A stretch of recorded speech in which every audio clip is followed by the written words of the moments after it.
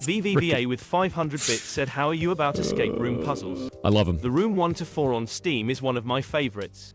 So one of the big traditions we have at DEF CON is that the Psychoholics, we always go to like escape rooms. We really enjoy it. In fact, when some of my buddies came down here, we got to go do escape rooms locally, and that was a lot of fun for me. The problem that we usually have with escape rooms is that we accidentally sequence break them all the time because we're a bunch of puzzle mutants. And you put a bunch of DEF CON puzzle mutants in one room, and you tell them to solve a puzzle in order, and we solve it out of order and destroy the room every time, which is, like, very funny.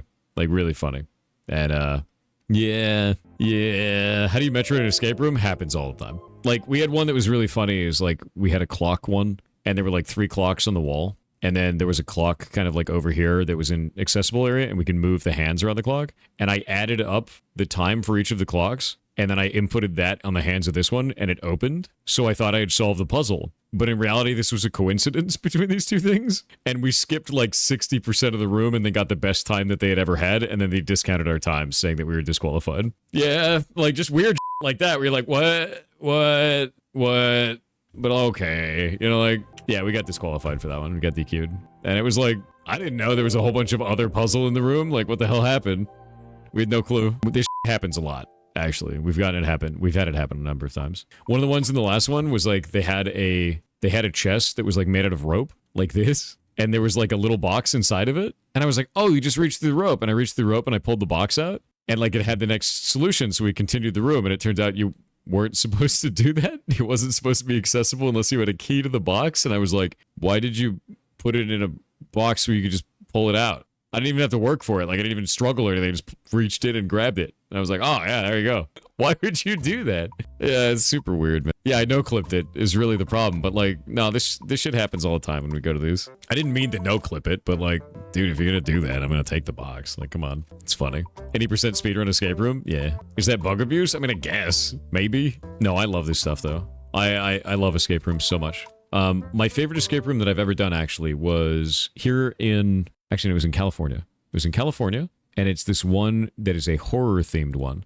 and it's a tiny room called the Boiler Room, and it's this just little box that you're in that's tall, and halfway through the boiler room, basically it's a horror one where you have to get out before the ceiling crushes you, and every once in a while the ceiling goes lower, and then lower, and lower, and it's going to crush you, and you have a time limit, and it's like really scary, and it's like slowly decreasing in size, so kind of freaky, right? And there's like puzzles all over the walls, and but at one point there was an opening that opens up down here, and I was the one who went through the opening. And the idea with this is that there was a tunnel that went like this, and it was on a little board with a chain to pull yourself along a track, and underneath they had like a tub like this that was filled with water. And I had to go all the way down to the end on my belly on this thing, and then listen to a tube in the wall for a pattern of knocks. And then I had to relay that pattern back to my friends who were in this area, and they had to do it on a box that then dropped a key. And it was like, I had never seen anything like it, and it was freaking rad. There was also like laser puzzles on the wall and a bunch of other shit too, and it was just a really goddamn cool room.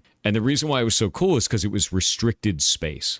The whole thing was restricted space. And it's rare that you get that. A lot of the times they try to use a bunch of space, but this was like, you're in a tiny ass room, and it's just a lot of dense puzzles in a small area, which was like pretty cool. And if you had claustrophobia, you would never do this. Like, it was...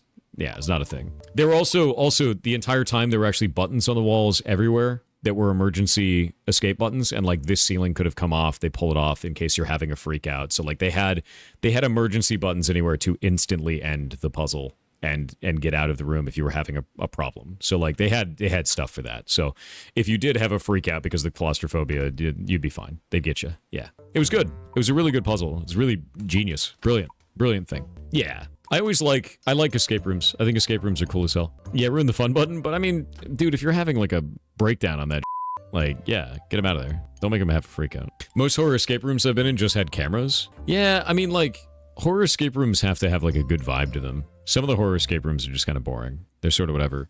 There was another really good one that we went into, and this is the one that I got to do with my buddies, was they had a sink, and I got to do this part. It freaked me out. And in the bottom of the sink, they had a garbage disposal. And whenever you press the switch, the garbage disposal would actually make noise, and it would like shake and there was a key in the bottom of the garbage disposal. And you had to reach in and grab it, but there was a magnet holding it in place, so you couldn't pull it out. You had to flip the switch with your hand inside the garbage disposal to get it. So it went off and then released the key, and it's like, so awful feeling, dude. Yeah, it was a switch that played a noise and released the magnet. That's what it was. And I was like, that is freaking awesome, dude. Like, what a good puzzle. Like, because it's a horror room, right?